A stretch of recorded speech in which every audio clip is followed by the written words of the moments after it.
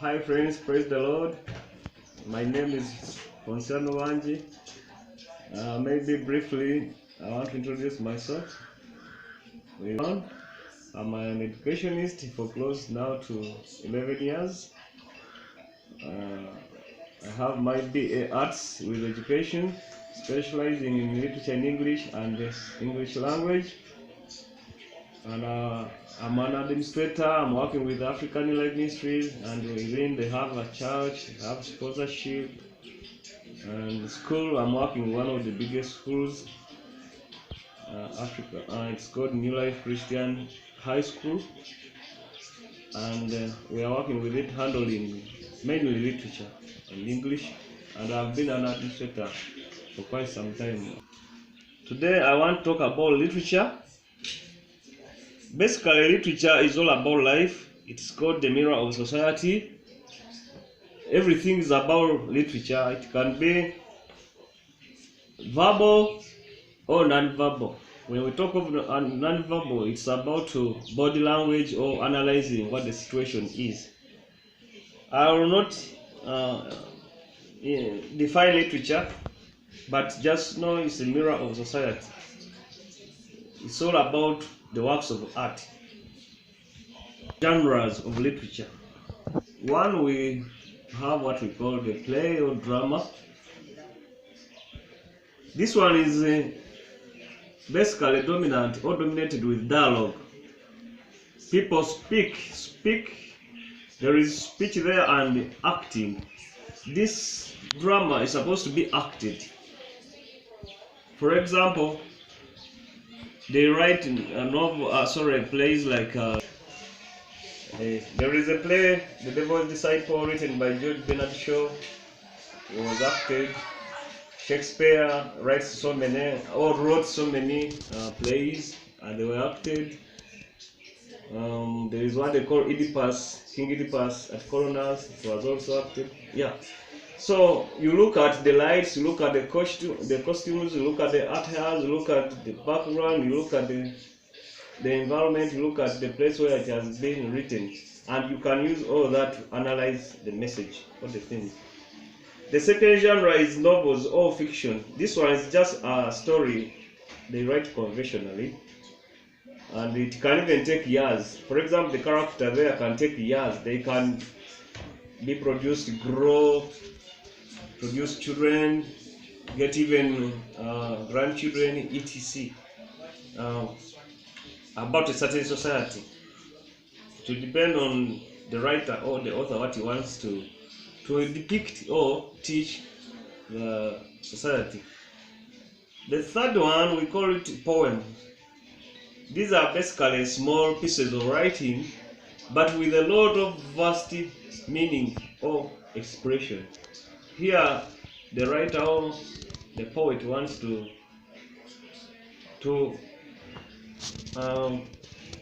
express the persona or the character's emotions. Emotions can be negative, positive, or indifferent. He uses stanzas in a small way, but when it has a very big message. Briefly, those are the genres. Now, after the genres or the genres of literature, we got the elements of literature in English. Some people forget this one, but it is very imperative, it's very crucial or vital. May I want to include it. This is what we call, the first one is the author. Because without the author, you cannot understand. It's like it's the driver of the text. Or the author, when we look at the author, stroke writer, this is the person who writes this work of art. For example, element of literature is the title. Title is very, very imperative because it draws a lot of things. It denotes a lot of things. It can be connotational. Connotation, I mean, with a deeper meaning or contextual meaning, or it can be denotation. Denotation is the surface or the common or the layman's meaning. Another one, we can talk about setting and background. This setting is very, very paramount to what the writer wants to mean. It can be, for example, a play or a text or a novel. It can be set in a prison, can be set in church, can be set in an auditorium, it can be set on a playground, can be school setting, etc. And even the time, we look at the time it is being said. Is it at night? Is it in the morning? Is it at noon? Is it during daytime? Is it in the evening? etc. All those bring about what we call themes. When we leave the setting, we can look at plot development. Plot development is the flow of events chronologically from one event to another. This one helps you to analyze the story very well. We call it plot development or unfoldment. For example, when the book is written, it is folded. When the reader is reading, is unfolding it.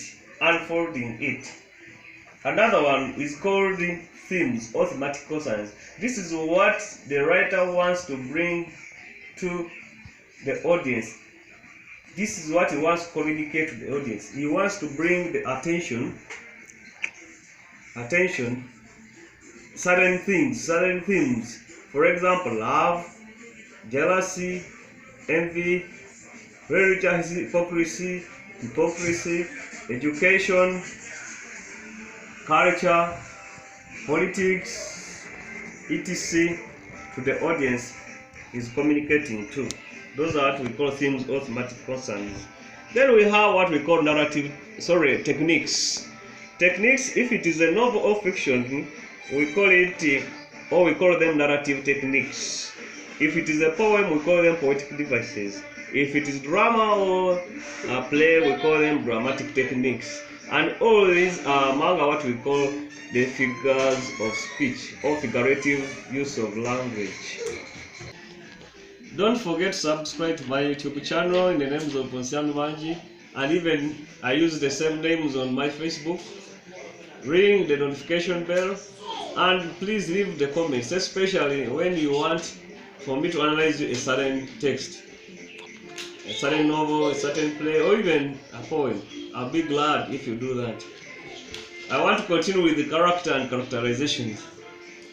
These are the people or insects or animals that can be used to bring about the message.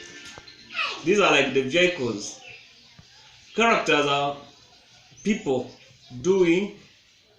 These are living, actually, human beings in the novel, in the play, or in the poem. They do things which human beings do in the society.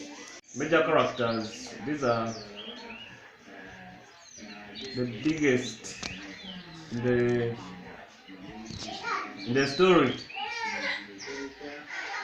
All the cardinal characters, all the main characters. Then, of course, we have the minor characters.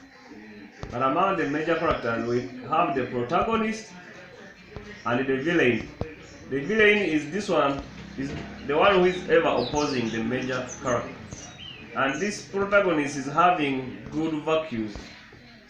But then the other one, the antagonist or the villain, is having ever vices and bad character traits. So when we look at the characters, we have the character traits. We look at their attributes, we look at their appearance, we look at their phenotype, sometimes the genotype.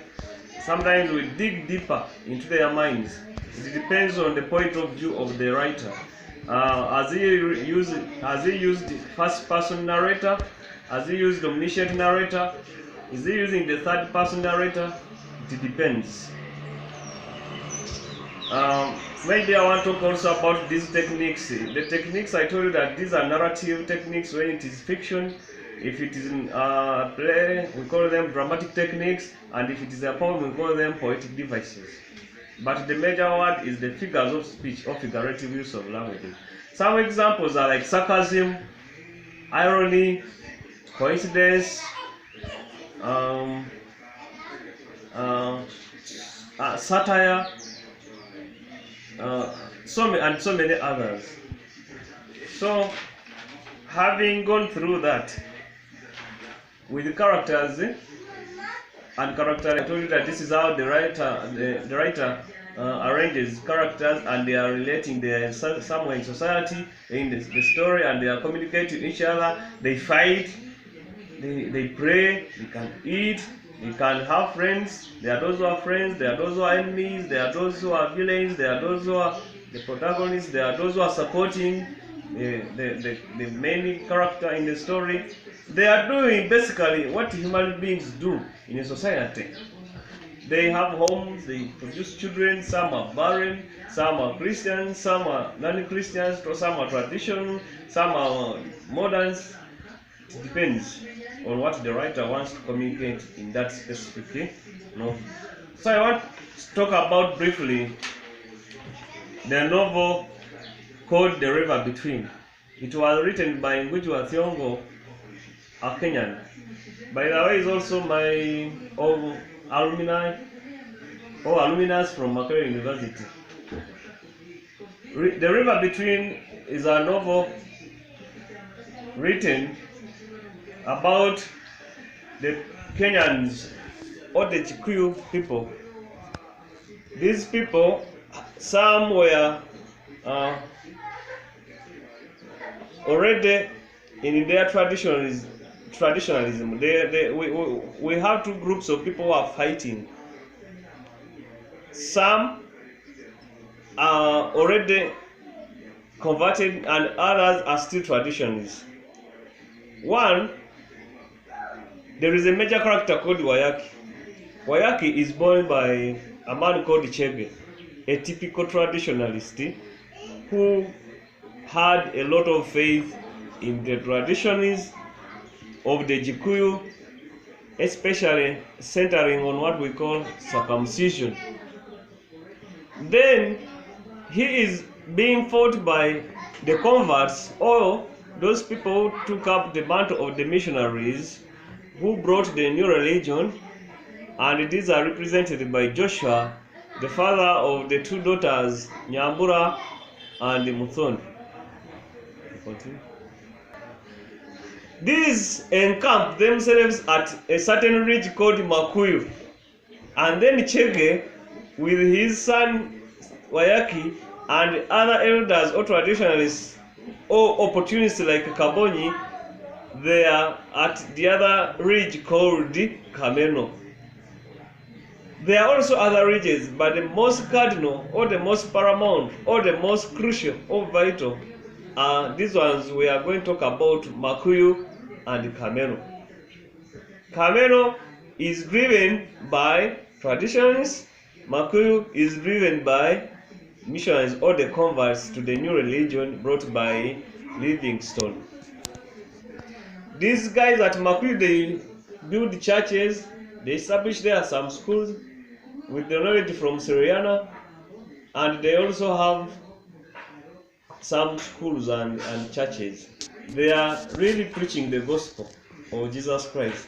Whereas the other one are still centering on their traditions, norms, and cultures, but mainly centering or focusing around the issue of circumcision. They circumcise both boys and girls, and this is what initiates these people into the culture, into the tribe. They call it the tribe. When you are initiated into the tribe, that means you are now old enough to carry out or to know the secrets of the what? Of the tribe. But one man is produced called Wayaki. Wayaki tests both. He tests the traditionalism and he tests also the modern part of it.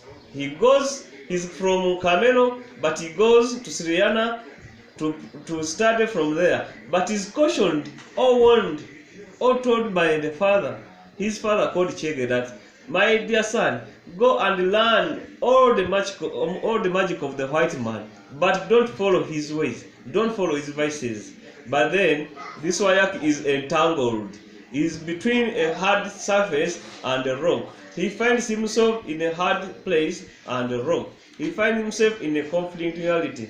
How? He goes and gets the magic of the white man, the education of the white man. But at the end of the day, when Muthoni, one of the daughters of Joshua, dies, after going to her aunt to be initiated in the tribe, to be circumcised, he dies at Syriana Hospital. This Syriana Hospital, the traditions are saying that it is the whites who killed Muthoni. But again, these also the missionaries or the converts to the white man's religion, they are saying that it is that Muthoni died because of the disobedience of the father, coupled with God wanted also to punish that the satanic ways or the darkness of those people of the traditions who are still practicing circumcision. So at the end of the day, Wayaki and his two friends called Chinothia and Kamau. Kamau is the son of Kabonyi. Kabonyi is also a traditionalist who was also converted to the new religion, to Christianity. But at the end of the day, subscribe, ring the notification bell, same names, YouTube channel and my Facebook, and leave comments. Can even propose or suggest which novel or play you want me to analyze for you as we continue discussing this mirror of society called literature in English. Kabonyi is seen as an opportunist. One, he's an old man. He's in around Chege's age. But when the new religion comes, he goes and converts. Then when Muthoni dies, and they have expelled almost all those people who ascribe or subscribe to the traditional ways or the norms of the Gikuyu, he also breaks away from Joshua and comes back. So there is a conflict here. This man brings up what we call the Kiyama. This one is supposed to discipline those people who break the rules and regulations of the culture of the Kiyama of the tribe. But at the same time, he was part of them. But what is there? I want to bring up a theme called jealousy here, or envy. Wayaki also does not finish his studies well. But at the end of the day, he comes back to his motherland. He comes back to Cameroon and starts establishing schools, Mauritian schools. And my dear, his fame is growing like wildfire. He's growing from one region to another, growing. Wayaki's name becomes famous. It becomes something else. But at the end of the day, he's being destroyed by Kabonyi. He's also appointed in the Kiyama. But at the end of the day, he resigned, not knowing that this one was going to be the beginning of his end. Wayaki falls in love with Nyambura. Nyambura is not circumcised. She's despised in Kameno. And so, Wayaki finds himself in a conflictuality. He finds himself entangled somewhere. Is he part of the Christianity or is he part of the traditionalism? When he goes to Makuyu, Joshua sees him as a traitor. Joshua sees him as somebody who wants to take his daughter Nyambura after killing Muthoni. And also Kabonyi and Kamau. Kamau belongs to Kabonyi, is the son of Kabonyi. For him, he sees Kabonyi sees Wayaki as the person who is taking away his fame, as the person who is taking away the family's opportunity. For example, you find him is accusing his son that for you, what can't you do what that young man is doing? So these two become rivals to Wayaki. What is this I am talking about? There is a fight or a battle between the traditionalists and the Christians. There is also a battle between the younger generation and the old generation. For example, Joshua and Kabonyi belong to the old generation of Chege. By the way, I had forgotten to tell you that Chege dies, and after dying, Wayaki starts up, but Wayaki is also told by the father that he is the last in their line, and he's going to be the Messiah. He even takes him to the grove, to where the Murungu and Mumbi descended from. They go there and visit before they die. Actually, when Wayaki feels depressed, that's when he goes there. That's when he goes there and consults the gods. Consult the gods of what next. He even calls the meeting after there. But he has his trusted friend called Kinuthia. Kinuthia was a friend back in the school with Kamau. But this Kinuthia loves Wayaki so much. His father dies and he grows up with the uncle. They are the ones they started with at Seriana, and they even broke with.